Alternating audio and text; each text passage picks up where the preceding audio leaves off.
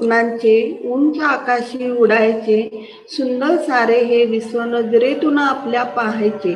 भारतासारख्या विकसनशील देशाला स्वप्न पाहायला शिकवणाऱ्या, अण्वस्त्रधारी बनवणाऱ्या, अवकाशापर्यंत झेप घेणारा मिसाईल मॅन डॉ. ए.पी.जे. अब्दुल कलाम यांचा 15 ऑक्टोबर हा जन्मदिवस आपण सगळीकडे वाचन प्रेरणा दिन म्हणून साजरा करतो. डॉक्टर कलामांना वाचनाचा छंद होता व वाचनामुळे आयुष्यात सकारात्मक बदल घडू शकतात असा त्यांना विश्वास होता.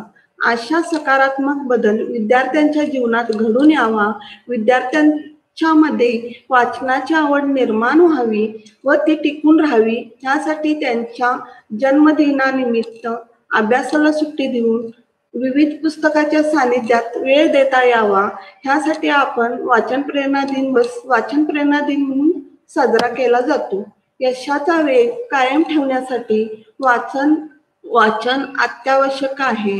आज 21व्या शतकात इंटरनेटच्या युगात जिथे विद्यार्थ्यांना हवी असलेली माहिती एका क्लिक सारखी झटपट मिळते, पण त्या माहितीची सखोलता किंवा व्याप्ती ही पुस्तक वाचल्याशिवाय आपल्याला मिळत नाही. आपण एकमेकाशी वेगवेगळ्या पद्धतीने संवाद साधतो. उदाहरणार्थ व्हॉट्सअप, फेसबुक, ईमेल अशा वेगवेगळ्या गोष्टीने आपण एकमेकाशी जोडलेले आहोत. परंतु ज्यामुळे आपण सतत वेगवेगळ्या अनुभवाने समृद्ध होत जातो किंवा जीवन जगण्यासाठी आवश्यक असणाऱ्या बाबीशी जोडले जातो, ती म्हणजे पुस्तक. आपल्याला आपल्या आयुष्यात दोनच गोष्टी शहाणी बनवतात, एक म्हणजे भेटलेली माणसे किंवा वाचलेली पुस्तके.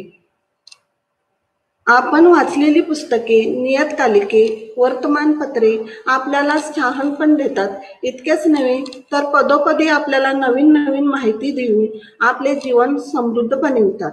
वाचाल तर वाचाल या युक्तीप्रमाणे आजच्या युगात तारून जाण्यासाठी पुस्तकांशी मैत्री असणे गरजेचे आहे.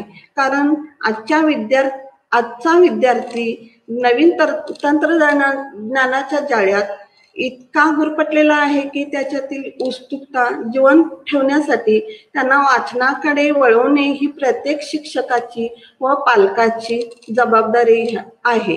ह्या जबाबदारीची जाणीव ठेवून विद्यार्थ्यांनी नवनवीन उपक्रमाद्वारे उद्या वाचन प्रकल्प, सामूहिक वाचन, ग्रंथालय प्रदर्शन, ग्रंथालय सप्ताह, पुस्तक भेट, संकल्पना, अभिवाचन अशा उपक्रमाद्वारे विद्यार्थ्यांच्यातील वाचनाची आवड वाढवण्यासाठी प्रयत्न केले पाहिजेत.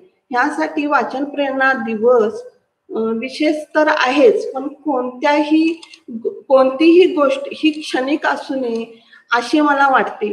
त्यात सातत्य असावे, तरच आपण जो वाचन प्रेरणा दिन साजरा करतो त्याला परिपूर्ण न्याय मिळाला असे मला वाटते. धन्यवाद.